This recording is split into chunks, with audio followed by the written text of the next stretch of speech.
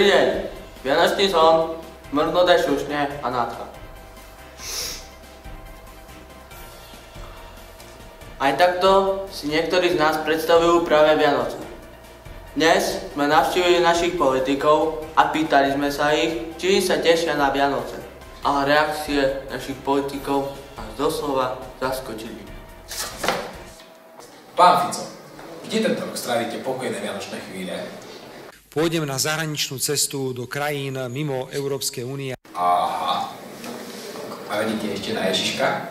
Keďže Slovenská republika je členským štátom Európskej únie a Severoatlantickej aliancie, hlavné trendy zahraničnej politiky sú jasne stanovené.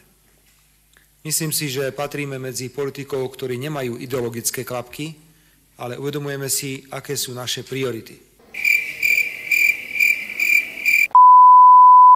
Pán Gašparovič, tešíte sa na Vianoce?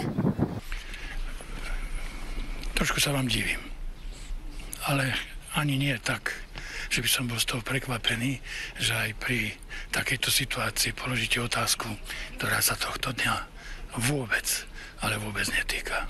Ale veď, akože nie, veď Vianoce sú už pred dvermi. Pán Gašparovič, kam to idete?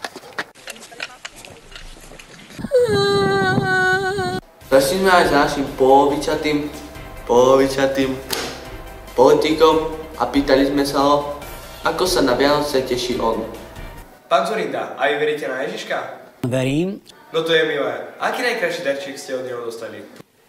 Hry Roberta Fica. No to je super. A tešíte sa na Vianoce? Veľmi, veľmi sa teším. Tak to je zlaté. Ďakujem veľmi pekne. To je zaťuch ten Zurinda. Tak toto bolo pre dnešné správy všetko.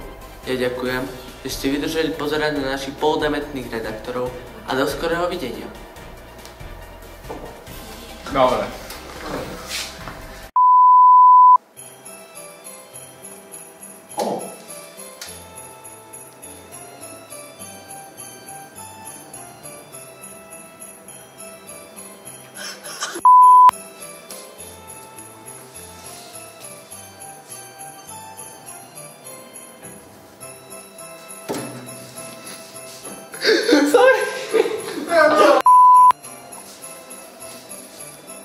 No, ty się zaczniesz.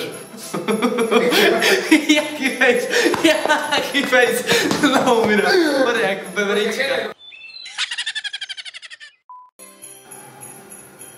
Zašli sme za našim polovičatým politikom a pýtali sme sa ho, ako sa